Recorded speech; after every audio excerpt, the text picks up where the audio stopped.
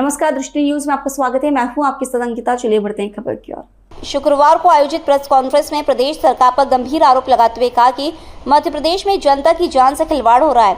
उन्होंने कहा कि जिस पानी को लोग जीवन समझकर पीते हैं वही अब जहर बनता जा रहा है। हाल ही की घटनाओं का उल्लेख करते हुए उन्होंने दावा किया कि जहरीले पानी के कारण 36 लोगों की मौत हुई, जिनमें बच्चे भी शामिल है। पटवारी ने बरगी बांध में हुई घटना का जिक्र करते हुए कहा कि वहां 9 लोगों की जान गई, लेकिन सरकार की ओर से संवेदनशील प्रतिक्रिया नहीं आई। उन्होंने आरोप लगाया कि जब मां बेटे के शव निकाले जा रहे थे उस समय मुख्यमंत्री अन्य कार्यक्रमों में व्यस्त थे। परिवहन व्यवस्था को लेकर उन्होंने कहा कि नियमों की कमी के कारण आदिवासी लोग ट्रकों और बसों की छतों पर यात्रा करने को मजबूर है, जिससे दुर्घटनाएं बढ़ रही हैं। उन्होंने इसे सरकार की नीतिगत विफलता बताया। किसानों के मुद्दे पर पटवारी ने कहा कि सरकार ने 2700 रुपये समर्थन मूल्य का वादा किया था, लेकिन 2600 रुपये में खरीदी हो रही है। धान के लिए 31 रुपए का वादा किया गया था, लेकिन किसानों को 2200-2300 रुपए ही मिल रहे हैं। उन्होंने भावंतर योजना की राशि तत्काल किसानों के खातों में डालने की मांग की। उन्होंने 7 मई को बड़वानी से मुरैना तक चक्का जाम करने का ऐलान करते हुए कहा कि ये कदम अन्नदाताओं के हित में उठाया जा रहा है, भले ही इससे आम लोगों को असुविधा हो। न्यायपालिका पर टिप्पणी करते हुए पटवारी ने कहा कि आज लोगों के बीच न्याय व्यवस्था को लेकर अविश्वास की स्थिति बन रही है।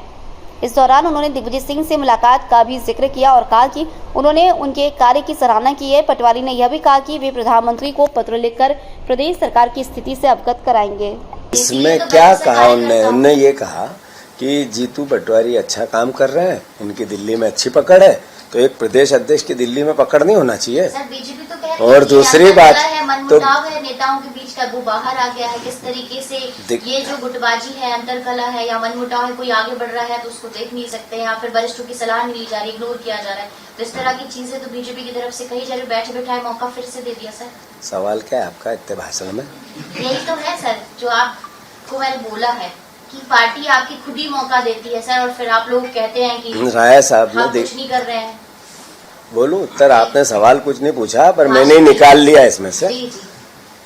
तो राय साहब ने किसी भी गुरु को, किसी भी शिक्षक को, किसी भी प्रोफेसर को अपना जो शिष्य है, जो छात्र है, वो अच्छा काम करता है तो वो अपने आप में गौरवान्वित महसूस करता है। ऐसे ही दिग्विजय सिंह जी ने मुझे कहा कि वक्तव्य में भी कहा, उनसे जब मैं मिला तब भी कहा, और हमेशा वो जब मैं व्यक्तिगत मुलाकात होती है तब भी कहता हूँ कि बहुत मेहनत कर रहे हो, बहुत हार्ड वर्किंग कर रहे हो और मुझे खुशी होती है। कल भी उनने ये कहा और पूरे वक्तव्य में भी उनका यही निकला कि मुझे खुशी है कि मेरा जो शिष्य है वो अच्छा काम कर रहा है। ठीक है, धन्यवाद। इसके लिए मैं धन्यवाद देता हूँ उनको।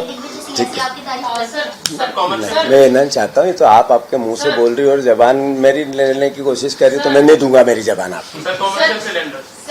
सरकारी उपक्रमों में लगातार सरकार नियुक्तियां कर रही है, लेकिन बहुत ज्यादा कर्जा लेकर यहाँ पे वित्तीय घाटे चल रहे हैं। लेकिन सरकार देखो, सरकार है टोटल फ्लॉप शो। अभी मैंने शुरुआत में कहा, आप नहीं आई थी, कि आज सर्वे करवा लो, आज वोटिंग करवा लो, आज कोई भी तरीके का ऑनलाइन वोटिंग करवा लो, तो 90-10 से मोहन यादव की सरकार कोलैप्स हो जाएगी। कार्यकर्ताओं में भी रोष है, उसको बैलेंस करने के लिए ये बंदरबांट चल रहा है, और जब बंदरबांट चल रहा है तो ये मध्य प्रदेश को समझ में आना चाहिए कि इन जितनी नियुक्तियां हो रही इसका सारा भार सरकार के खजाने पे आएगा, और सरकार के पास खजाने में पैसे नहीं है, वो कर्ज लेगी, आपकी संपत्ति बेचेगी और बीजेपी के नेताओं को ओबलाइज करेगी। तो अल्टीमेटली गवर्नेंस पर मैंने जो अपनी पूरी बात आज कही, ये उसी से रिलेटेड सवाल है कि मध्य प्रदेश में वो कोलैप्स हो गया। इसीलिए मैं प्रधानमंत्री से और राष्ट्रपति से आग्रह कर रहा हूं चिट्ठी लिखकर कि आप हस्तक्षेप करें।